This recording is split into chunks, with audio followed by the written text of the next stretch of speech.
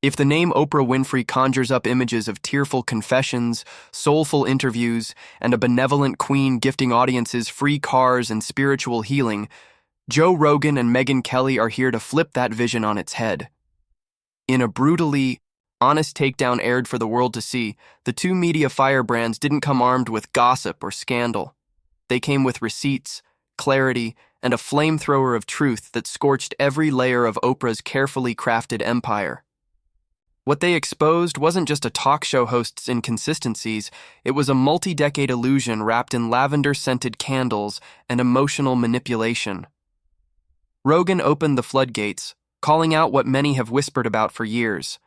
Oprah isn't just a media mogul, she's a master illusionist cloaked in positivity. From the stage of the DNC to her luxury estates, she preaches equality and struggle while living in a world so elite that she hasn't shared air with a working-class American in years. Her public persona may sell unity and empowerment, but Rogan wasn't fooled. She's talking about income inequality like she's not richer than 99.9% of the country, he said, eyes wide in disbelief. How is that equal? He wasn't being flippant. He was revealing the hypocrisy buried beneath decades of soft piano music and curated wisdom.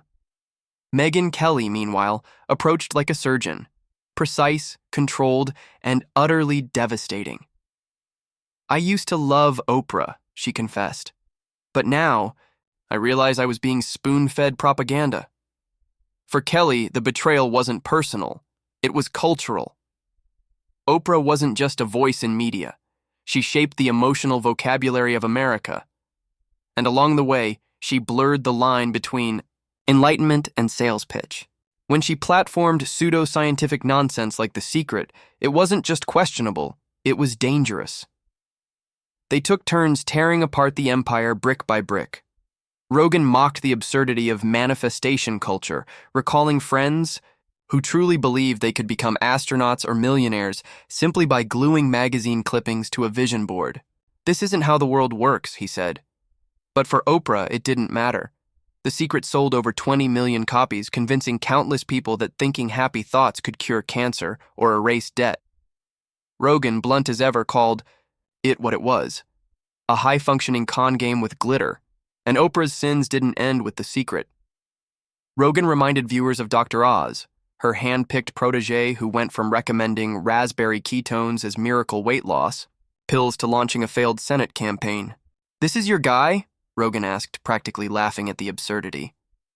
Then came Dr. Phil, another Oprah creation, whose brand of Southern fried tough love often veered into daytime TV exploitation. And still, Oprah nodded approvingly as if she were launching saints, not sound bites. Kelly took it even further.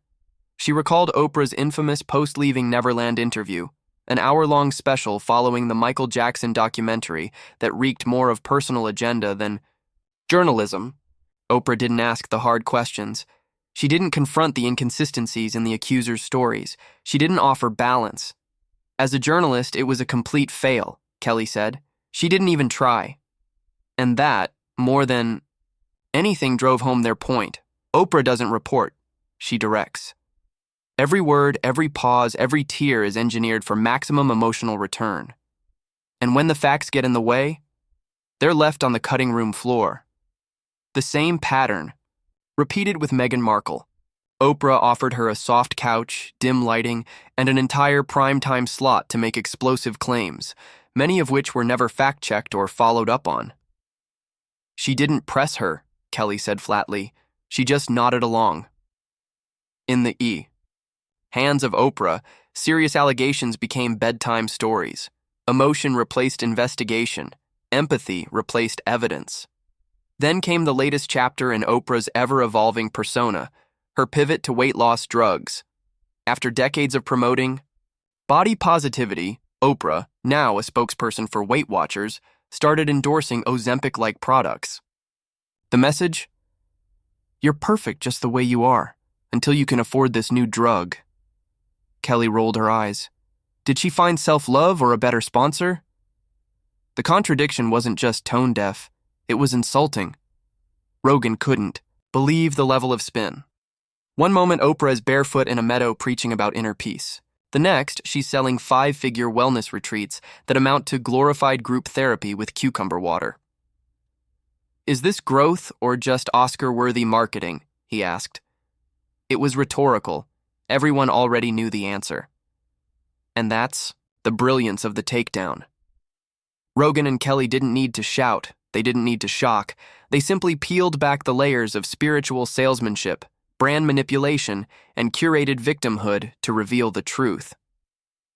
Oprah's empire isn't about service. It's about self.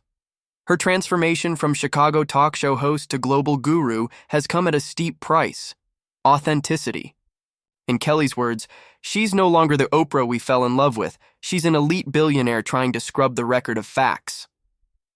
Rogan agreed, saying Oprah's influence has crossed into cult territory. People don't just admire her, they worship her. They cry in her presence. They treat her quotes like scripture. But beneath the velvet robes and incense of enlightenment lies a machine that feeds on insecurity, promises healing, and delivers product placement. Even her spiritual allies weren't safe. Eckhart Tolle and Deepak Chopra, mainstays of the Oprahverse, were branded as philosophical charlatans mumbling fortune. Cookie wisdom disguised as enlightenment. She built a franchise on vague nonsense, Rogan said, nearly falling out of his chair. And somehow, we all bought it. Literally. And when Oprah's projects fall apart, when her experts implode or her interviews backfire, she disappears. No statements, no apologies, just a quiet retreat to her Montecito vineyard.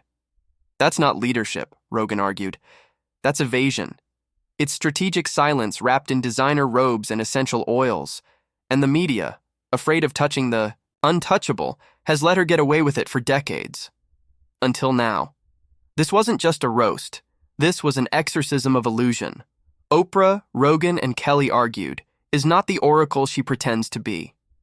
She is not a neutral guide, a wise mentor, or a vessel of universal truth. She is a brand, a product line wearing a human face. And every tear she sheds on camera, every candle she lights on stage, is part of the same machine. $1 billion operation selling faux healing to a nation desperate for meaning. Rogan and Kelly didn't break new ground. They just dared to say out loud what so many have long suspected. That Oprah's empire, for all its grace and grandeur, is built on a foundation of contradictions. She tells people to trust their gut, but never questions her own. She cries about injustice while living in palatial estates. She uplifts marginalized voices until those voices challenge her narrative. In the end, they weren't trying to destroy Oprah. They were trying to wake up a culture lulled into spiritual sedation. They were reminding us that just because someone speaks softly doesn't mean they speak truthfully. That just because a brand preaches authenticity doesn't mean it lives it. And that sometimes the greatest con is wrapped in the warmest embrace.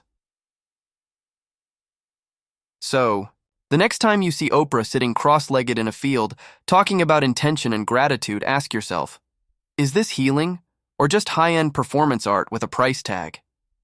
Let us know what you think in the comments. Has Oprah gone too far with her curated empire of self-help and silence? Or is she just giving people what they want? Don't forget to like this video, subscribe for more media breakdowns, and hit that bell so you never miss when we expose the stories behind the smiles.